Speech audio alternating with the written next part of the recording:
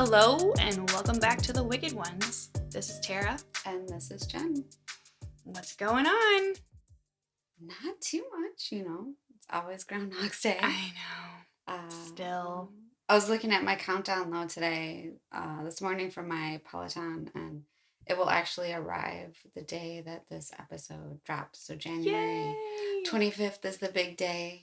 Yay. I bet you are so excited. Do you have like a spot all picked out? Well, we know the basement's a pit, so we're working on that. But it was funny because last night Steve asked if did I send you an email about the Peloton? Do you know? I have to figure out what day it's going to arrive. And I was all January 25th in 16 days. And he was like, oh. He was like, not that you're keeping track. That's kind of creepy. You're like, hell yeah, I have the countdown app. Like, you didn't even count down to when we were getting married. That's hilarious. I know, I got mine in my phone too. February 3rd. So that's exciting. It's going to help me and work towards my health goals. Yes. My word, nourish. Yeah, absolutely. I know, I'm excited. I feel like I'm doing okay. I'm getting back into my workouts and trying to, keep eating healthy, which isn't always fun. There's so many times I'm like making my snacks and I'm like, oh, this sucks. Peppers again, cucumbers again, turkey wrapped cheese. Gets old quick, and then you eat it and you feel like you're still starving. But I've been doing a good job of sticking with it so far. So I think your taste buds have to get used to it. I agree. You have to detox from all that sugar. I agree. Because I really don't feel like I'm usually a sugar person. I mean, don't get me wrong, I love my desserts, but it's not something that I crave throughout the day usually. But the holidays, they kill me. It takes me such a long time to not reach for those, just the M&Ms that are sitting around or the extra caramels. People buy those big, huge things from, Sam and Costco, the salted caramels. Mm-hmm. Holy the ones you try crap, to drop off here. Yeah. Here's Jen, have it here. I'm just gonna bring you a bag. No more. Yeah, that and then dry January. Mm-hmm. I've jumped on that train. Oh, good later, for you. After we had our New Year's weekend, Mm-hmm. but then I'm doing dry January. We'll see how long it lasts. But I am not. I didn't take that away from myself yet. I was I like, think there's it's okay. so many restrictions. I'm gonna still have a glass of wine once in a while, but it hasn't been a lot. Yeah. So I think that's okay. You know me. I love my opportunities to reset or detox. I love them. I'm a day counter. Well, when you go, go full on. Like, you go full force into whatever you're doing. There's no... I'm a 6-wing 5. It's obsessive compulsive. And I have, negotiations with myself. Like, okay, but it's okay if you have, one little dessert here because you worked really hard all week and maybe a glass of wine. I know how it's I don't live in the gray area. There's a lot of gray in my house. That's okay. Yeah. We balance each other out. Yeah. So I know this month we said we were going to go along those lines as well, right? Mm-hmm. Health and new you and new me, all that stuff. So today's going to be a little bit different than what we've done. I told you. Yes. So it's January is Human Trafficking Awareness Month. And a few years ago, I came by a story that really caught my attention. And it really took me to look deeper into human trafficking. Uh-huh. And that world isn't completely eye-opening. I thought I knew, but I didn't. It's one of those ignorance. Yeah. Oh, yeah. I hear that from a lot of people that know just a little, like we always say, that it's in bits. Yeah. And this is even more, so this story, like I said, it stopped me dead in my tracks. Mm-hmm. It did not even, this story just never even crossed my mind. And so when I thought of human trafficking, what's the first thing that you think when someone brings up human trafficking? Like, what would you picture? How would you define it? Well, I have looked into it a little bit since we talked, I'm sure it probably was the story back then that brought me into looking a little bit more. Although I will admit that before that, when I thought of human trafficking, I always thought of children getting kidnapped off the streets and taken and being sold somewhere in a big truck.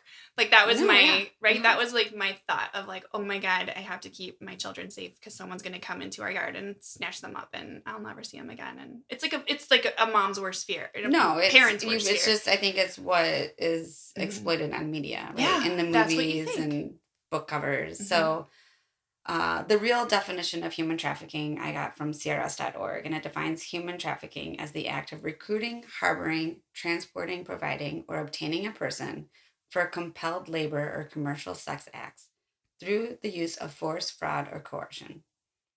It's important to note, though, that human trafficking can include, but does not require, movement. You can be a victim of human trafficking in your own hometown. Hmm.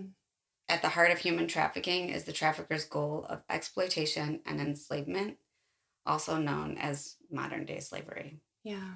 So I think the key here for me was that it doesn't require movement. Hmm. Like you said, and it's hard for me to admit, but in the past, I always pictured this child or young person being kidnapped off the street somehow, Yeah. somewhere, transferred to another country, sold for whatever purpose Right. being sold for. In this, and I always imagined it happening, although the child was abducted here, but it happening in some faraway place. Yeah. Well, it's That's where the also bad things were going to happen. yeah. Well, it also brings to mind other stories that we've talked about, and why I don't think I'll ever take another cruise, Yes. because I feel like people are, you're in international waters, and this is like a No rules prime. apply. Yes. Yeah. Yeah. Oh gosh, we need to do a whole Right. We do. segment on that. So I'm kind of embarrassed by that, and now that I know so much more, but that's why we're here, right? Because Yeah. we want to share these stories and educate Absolutely. ourselves and others on what really is happening. And this story is definitely one of those that will bring light to that situation. And there's also different types of human trafficking. Obviously, the one we focus on a lot is sex trafficking. So, although more than half of the victims are female, the others are underreported. They're being sold into domestic servitude, forced marriage, organs, Ooh. sex trade, warfare, child soldiering, forced begging, especially in children. They'll kidnap Yeah. kids to beg, Oh. and forced criminal activity and debt bondage. So I guess also in my head, I didn't really think of all those other things. Hmm. I Yeah. always just thought of it as sex trafficking. Yeah. Tunnel vision for me too. Yeah. Right? And Hmm. so it's there's I could go on and on and on, but we'll save that for another month. And so today I'm going to tell you the story of Jen Spry. She was only 8 years old when she became a victim of sex trafficking, but wouldn't realize it for decades. Okay. Spry and her sister were raised by their mom in a family friendly, middle class suburban neighborhood in Philadelphia, where all the neighbors knew each other and greeted one another.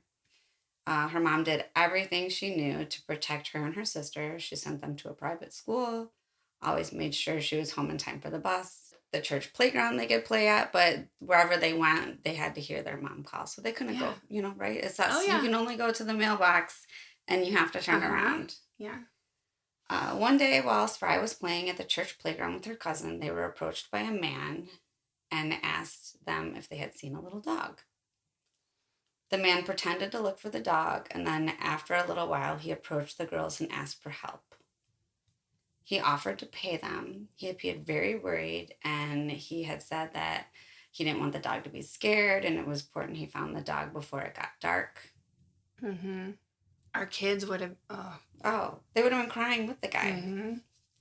Spry said that she felt bad, so her and her cousin stopped playing and helped him look for the dog. They never found the dog, but the man invited her and her cousin into his home for lemonade and cookies to thank them.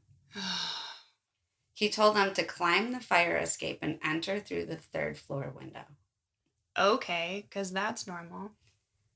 I Stella would have been like, F you, I ain't climbing no fire Oh escape. my Bring the cookies gosh. outside. And But Ava would have been like, "That's too tall for me. I don't like I'm heights. not gonna be going there." Julia would be like, I'll go up there and bring them down for everybody. Julia's like the gymnast. I could just see I mean, no jokes joking aside, Yeah. it's kind of typical No, story, the dog yeah, story. I yeah. always. The dog story is one that we talk about a lot. A Mhm. lot. So while inside, they sat on the couch, and Spry sees hundreds of pictures of little kids undressed and doing sexual acts. Ugh. So she freaks out. She, slams down her lemonade, goes out the window and down the fire escape to her backyard. There, her and her cousin make a promise to each other never to return to that place. But they did return to the church playground where the man who only lived right next door found them. And he walked outside with his arm full of toys and he apologized. He said he didn't want to scare them and he still wanted to thank them for their help looking for his dog. So he left the toys at the bottom of the fire escape and went back inside because they were apprehensive. He Mhm. was saying all these things, but they didn't move from the playground. She said her and her cousin counted to three and then they ran towards his house, snatching up all the gifts at the end of the fire escape. Once home, Spry offered her 6-year-old sister any toy she wanted to keep her quiet about the gifts because she knew that she would Yeah. rat her out. She knew taking the gifts was wrong so much that she even stuffed the packaging into her grandfather's garbage can, who lived next door, and hid some of the Oh, toys from her okay. mother. Yeah. She She knew her knew. gut instinct Uh-huh. was this wasn't right. 2 weeks later, Spry and her cousin head back to the playground. The man approached her and said he wanted to take a picture of her. Mm. He even offered to pay her. She said she felt kind of obligated because she had taken the toys that he had left. Yeah, it's God. Okay. Okay. Mhm. It's Yeah. No, but I get that. With a yeah. kid, you're probably like, Mhm. I mean, I understand. Yeah.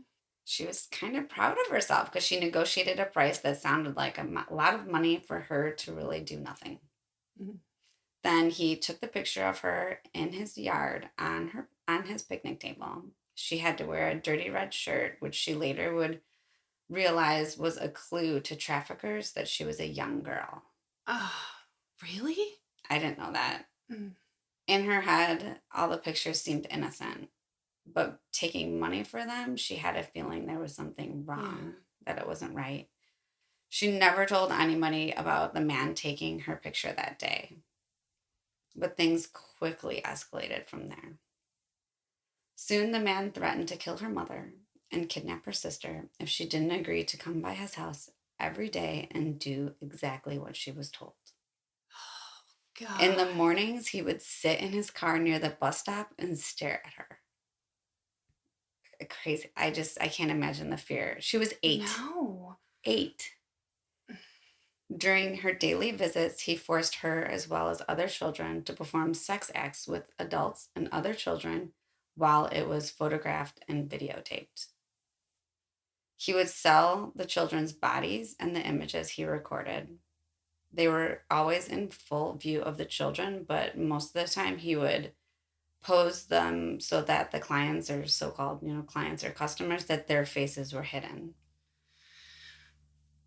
The encounters were always violent, and Spry was left with marks and bruises and even bite marks that she would have to hide from her mom and her sister. Oh, this poor She was a baby, a baby. girl. This Mm. happened daily between the time of 3 and 6. Routinely, between 3 o'clock, she would go to his house, climb the fire escape, and climb through the third Oh, floor window. the things that these children would do to protect their loved ones. It's just, It's it's, Her mom always thought she was at the playground, and she talks about no one looked for her because she never went missing. yeah, right. She tells her story on her website, which I'll talk about later and we'll link, of course. Hmm. But you'll hear her tell her story, and it's crazy. So when her mom would call her, because they could hear her mom, that's how close they Yeah, were. yeah. They could hear her mom. The man would rush her to get up and get dressed and go home. Then she would actually sit through dinner, scared and numb, like nothing has ever happened.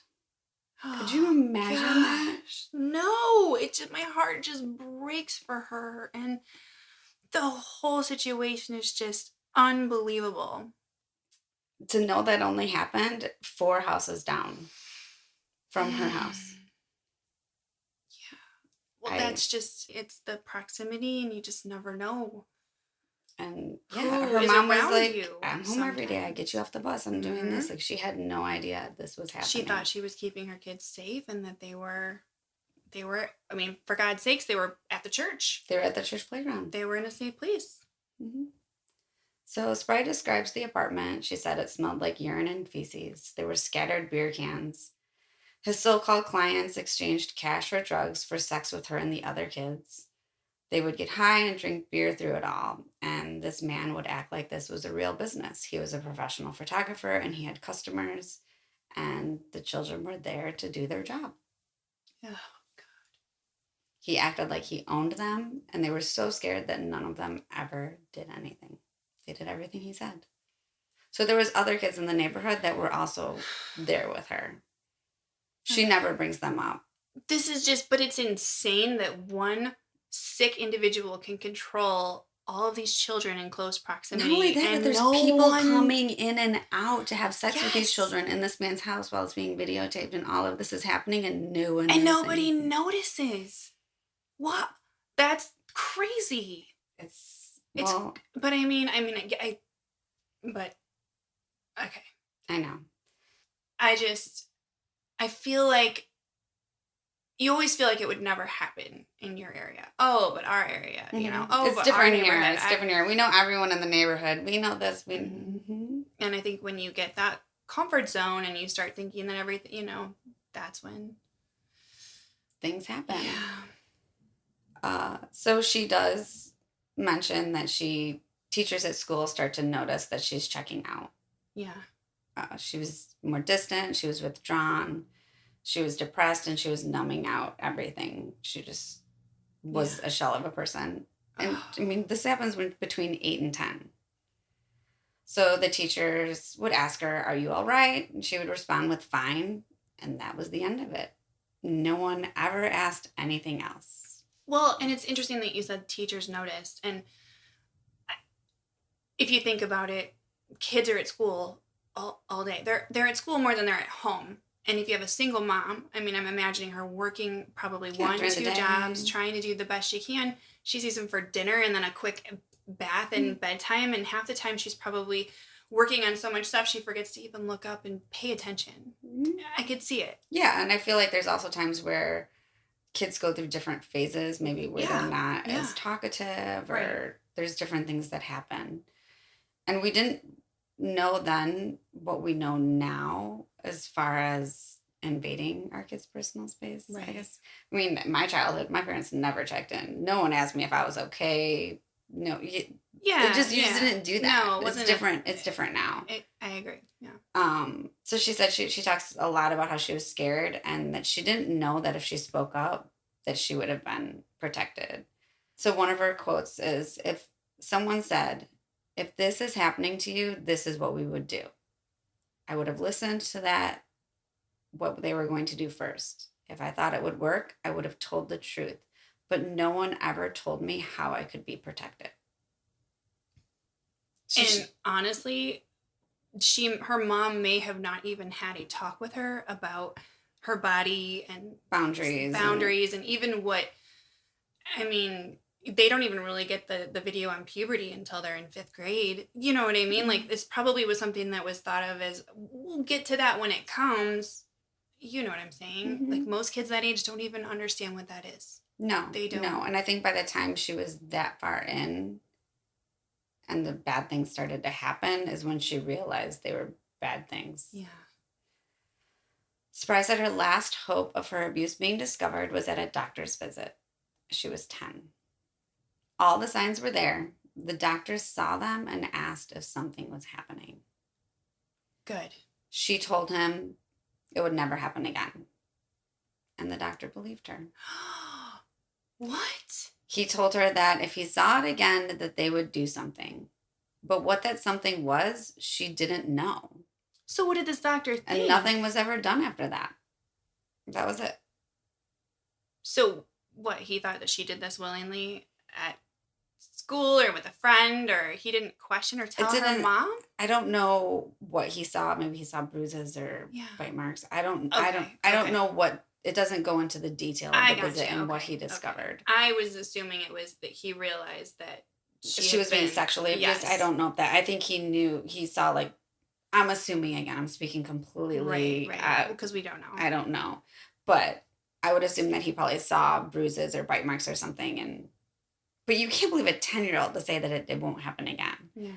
But this is when her hopelessness just went to a whole nother level. And she promised herself she would never tell anyone what was happening to her. Like, she sealed it up.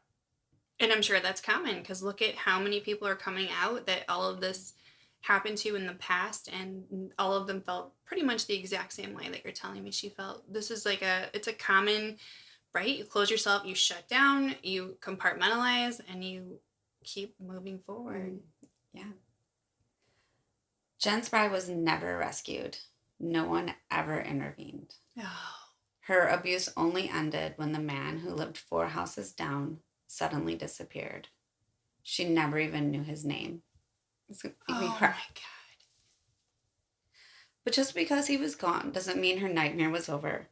She continued to live in fear. He had repeatedly told her time is money, and she knew she made him lots of that.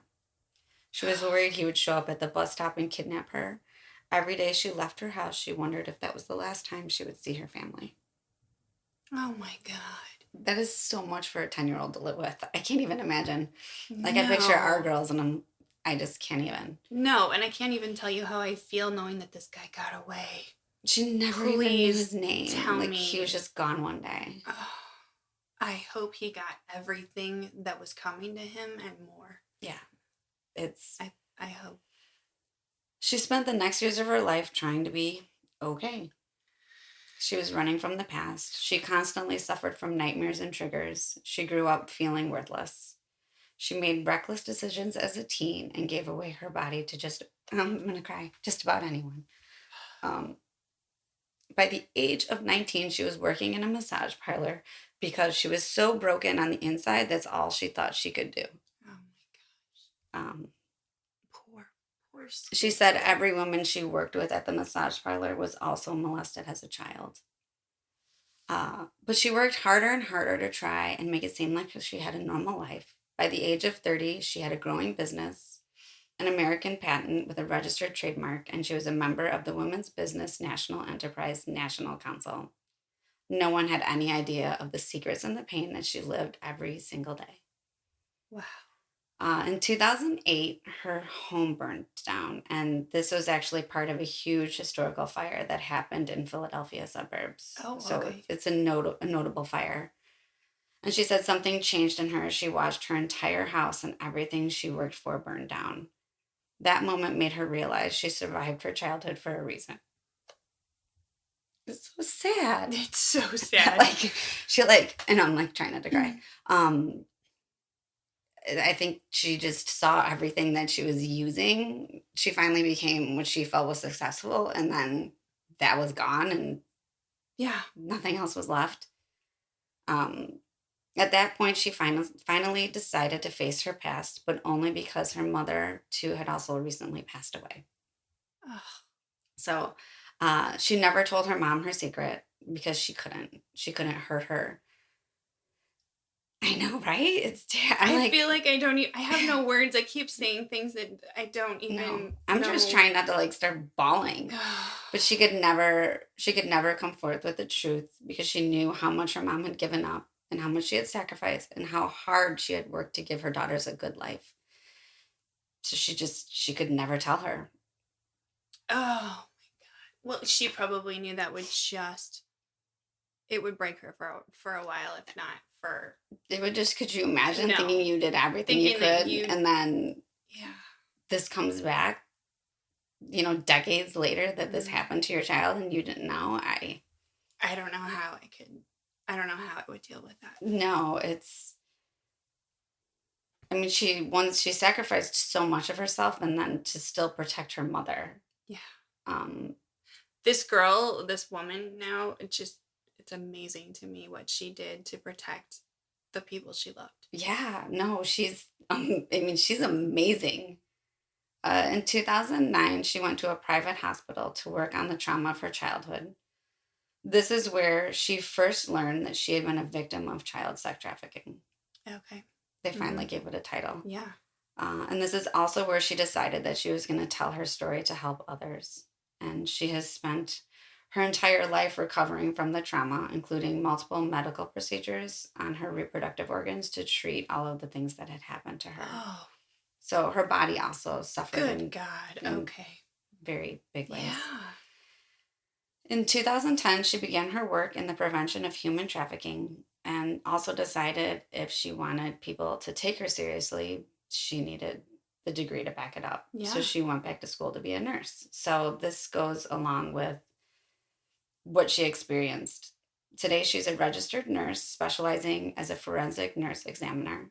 She works as an expert in consulting and advising in human trafficking.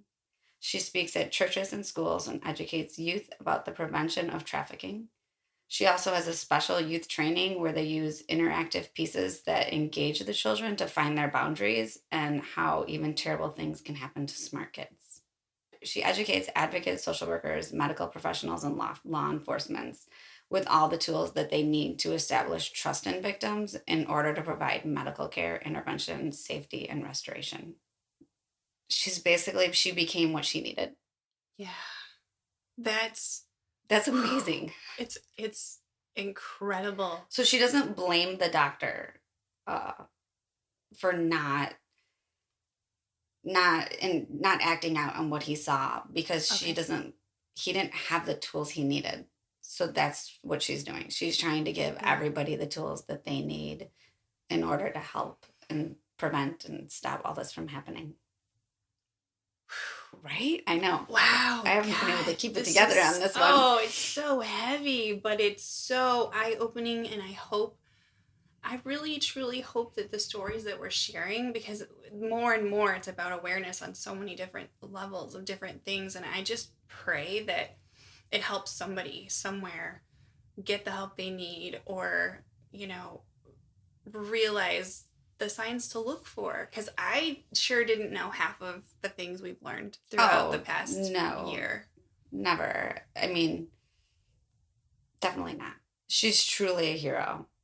Yes. And, she's dedicated her life and career to protecting children. So, in addition to her human trafficking, she's a successful businesswoman. She has now 3 U.S. patents and a registered trademark and design logo. So she has some products that I guess are going to be coming out. Oh, I okay. don't know the detail of the Mm-hmm. products, but the products are being manufactured in by people like survivors, and they're people with disabilities, and Oh, the okay. profits from these are also going to be going back to Wow, that's human amazing. trafficking I and the definitely want prevention to of know it. more and see if we can, do what we can to support, and maybe share the link depending on, Oh, I have tons of yeah. links and information, and I think this is just the first story of Mm-hmm. many. Oh, yeah. This is very a passion Mm-hmm. of ours for sure, Yeah.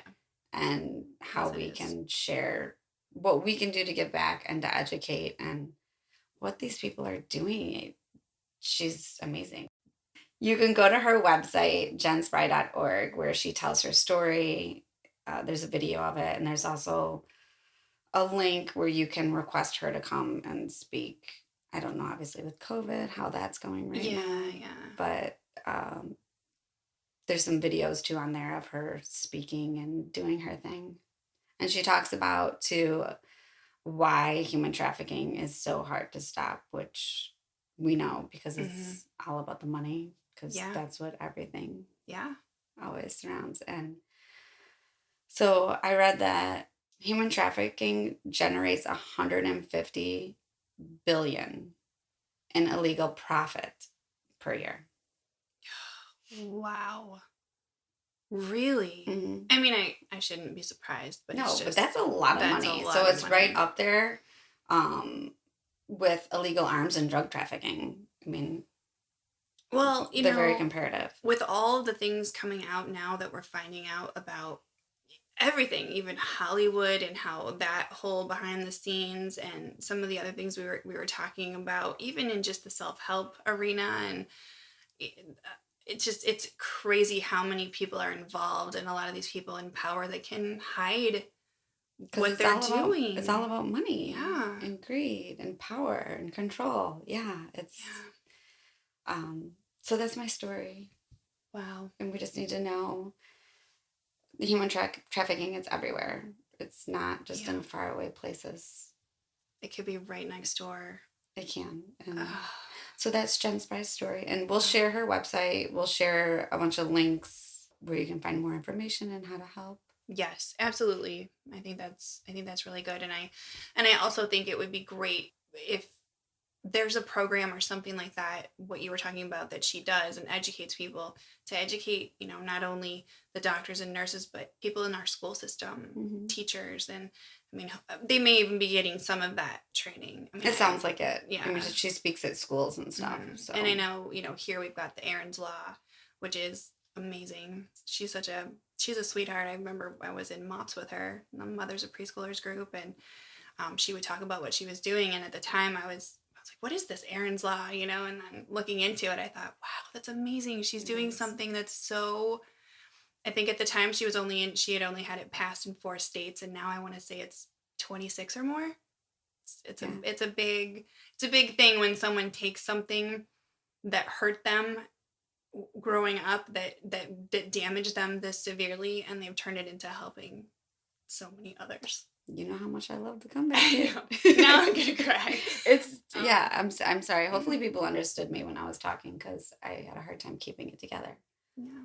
Um, so on another, is there anything positive going on for you to Well, I or flip the mean, script? normally we like to have something great as a flip the script, something really incredible, but there's just not a lot going on right now. So the only thing I can think of is that we started watching Yellowstone, and it's amazing. It's such a great opportunity to check Yeah. out from the world. Oh, it really is. It just takes you into a whole nother place. Like, it's Mhm. beautiful. Isn't it? The Now we have whole to go to Now we Montana. have to go to Montana. But no, I mean, it's not only just a great show and a great, you know, series to get into or whatever it's going to become, but Billy and I have finally we're getting that quality time back, which is so important, and we haven't been doing that. We've both been kind of, doing our own thing and finding ourselves busy at night, and then by the time we get the kids down and it's bedtime and the day's over. Yeah, no, So it's hard. Yeah, I don't. I feel like if you're not intentional with that, you can lose it. yeah, but on the flip side of that, there are definitely days now where we'll watch one episode and I'm like, okay, gotta go to bed, and he's like, oh, just 10 to 15 more minutes, just we gotta find out what happens next, and then I know, like, once we hit play, it's It's a whole over. episode. It's over. We're Yes. watching the whole Well, thing. and I was trying to explain to Steve, we have to preserve it. It's going to be over, I and we need to know. enjoy it. Don't rush all the I episodes. We need to take in one at a time and appreciate it, which he thinks I'm crazy. And we're know. done. We're caught up until the next season comes out. Yeah, But you are. Oh, wow, so you've watched 3 seasons? Is mhm, it three? yeah, Okay. We're on like episode 5. So we're still at the very beginning, but um I love all the characters so far. They're all crazy. Everyone's damaged, and yeah. The it's character insane. development is It's good. really good so far. Yeah. No one is Yeah. empty. And I was really excited to see Josh Lucas plays a young Kevin Costner because I love him. I don't know what it is about him. I love him in everything. He's amazing. I don't know. He's like my character that he just seems like such a good old Southern, sweet, down to earth. Oh, that's okay because I'm Yeah. obsessed with Rip. I follow him all over Instagram. Cole. I'm like, Yeah. did you see what Cole is doing today, Steve? He's like, oh my God. That's okay. I think Billy's just as obsessed. He thinks he's amazing. He is amazing. He's a Mhm. comeback kid. Once again, you Yeah. gotta love that I story. can't wait to hear his story. I haven't Oh, heard it's that one yet. so. That is one of the ones I cried at. And I'm not a Oh, crier okay. ever, ever, I because mean, I got I a don't glimpse have into that. it when he was just talking to, I want to say Kevin Costner's character because right now I just can't think of his name. And John. John Dutton. Yeah, yeah. Sorry, just for a second there, I lost it. But he was talking to him about what to do with one of the hands that got out of control or whatever. And this is when I found out about the train, Oh, right? the I was train. like, Take him to the whoa, train. take him I to the told train Steve I was going station. to take him to the train station. Take him to the train station. You know what? If you don't get your act together, I'll take you to the train station. I was like, Okay. holy crap. Wow. Like, I wasn't expecting that. Yeah. But they were talking, and he was like, well, whatever you think needs to be done. And then how he wanted somebody from the prison system or whatever to come in and work on the ranch. And he's, Walker. yeah. Oh, okay. So do we like, well, I haven't met Walker yet, but okay. Yeah. Oh, okay. Can't wait to meet Walker. Um, but it was an interesting conversation. And he had said something like, well, you don't, something about how you're not already a cowboy to come onto like you're basically, that you make they make cowboys. Like Mhm, the ranch makes cowboys. And I'm mhm, like, okay. And he was like, do you think you deserved the brand before I gave it to you? And I'm like, oh boy, here we go. We're going to get into a story. And then another thing that he said that just really stuck with me and I thought was such a cool line saying whatever you want to kind of keep in your reservoir was, he was worried about the little boy, he goes, I almost lost him. Right. So he mhm, had just gotten back and he had his grandson. And that's when Rip said, well, it's hard to measure almost because almost doesn't count. Right. And he was mhm, like, who gave you that bullshit piece of advice? And he's mhm. like, you, sir. And I was like, that is amazing. That line, Yeah. that's amazing because it's so true and you can apply it to so many different situations. Right? Oh, no, they have such great one-liners in the Yeah. That's whole one I that's could do a gotta be whole, my like, favorite so far. book. They talk about branding. Have you seen them brand I somebody? have, yeah. Hmm. Which super controversial, obviously, Right. not a good thing, but, it's almost like a badge of honor, and then you'll find out later on, and this is not really giving anything away, another person discovers their branding, and she points out how she just basically says, "Do you know why they brand things? Like, why are things branded? It's Uh-huh. because so that you can be returned." Ah. So a lot of them wear it as Uh-huh. like a badge of honor. Right, right. They're part of something because obviously all of these hands Well, are and they're protected they're too. Their broken. They come family. from nothing, and Right. this is right. The Duttons are now their Mhm. family, and they wear this brand because that's their honor. But it was crazy the way she said it, and in the moment, and I'm like, oh my gosh, that's so crazy because it's true.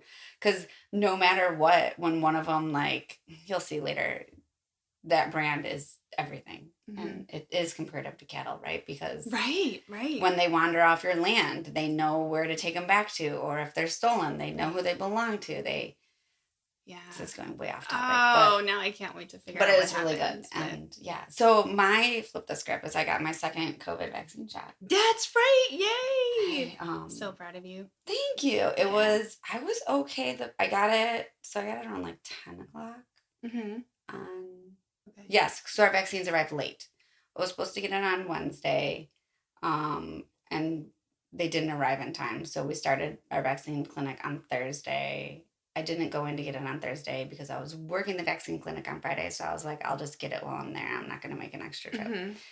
And I felt okay afterwards. That night I was kind of tired. It was weird, but I'm also old and tired anyways.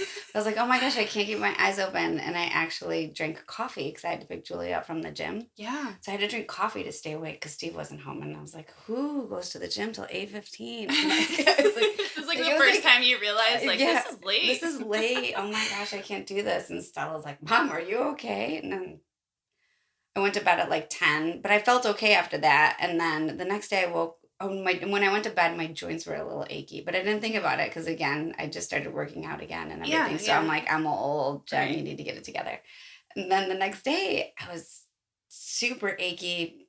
I forced myself to get on the treadmill before I could even like feel the light of day. You Yeah. don't even know what day it is.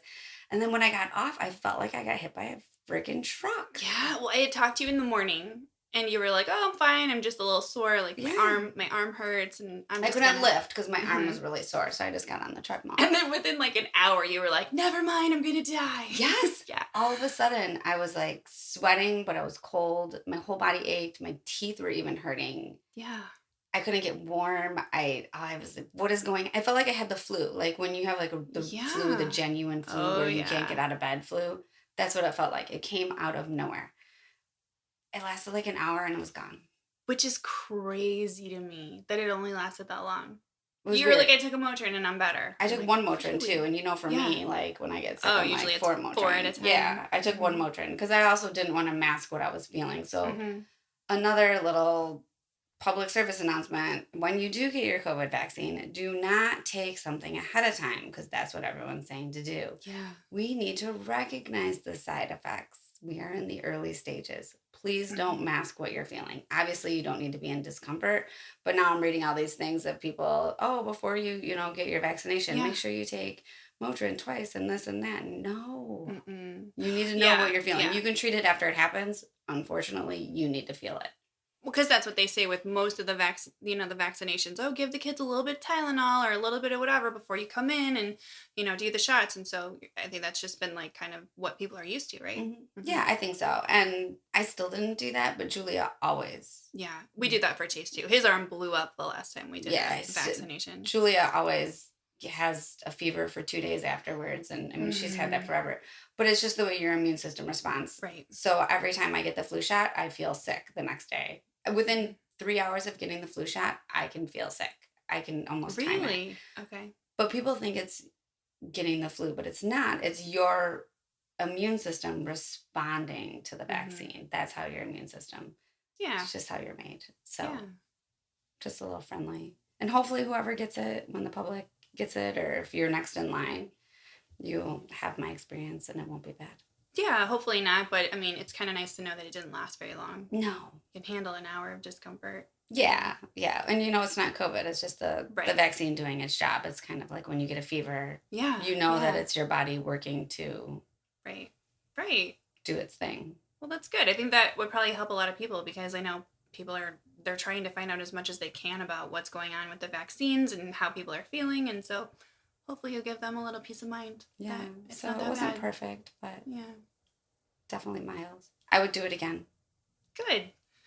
Well, that's great. I think, man, I really don't have a whole lot else going on. So I think that kind of wraps up our Yeah. episode. But again, if you guys are enjoying what you're hearing, you like our podcast, want to help spread the word, and please share with your friends what we're doing. And if something that we're saying resonates with you and you think somebody else needs to hear it, let them know. Hop over, and wherever you listen, we'd appreciate 5 stars. The more reviews and ratings we get, the more that people will see our podcast. That'll definitely help us out. And we're the Wicked Ones podcast everywhere you go: Instagram, Facebook, our website. So hop Find over and us. say hi. Send us a Yeah, note. Tell us that'd what be you want to great. hear. So I've already gotten a few requests, so I need to kind of figure out where they fit in. But until next time, hopefully you guys had a great January and you've made it through. Hopefully one week left, right, for dry January. So you can do it if you're doing the dry January. Yeah. And then we're ready for the season of love. Yes. Just wait. See Bye ya. bye.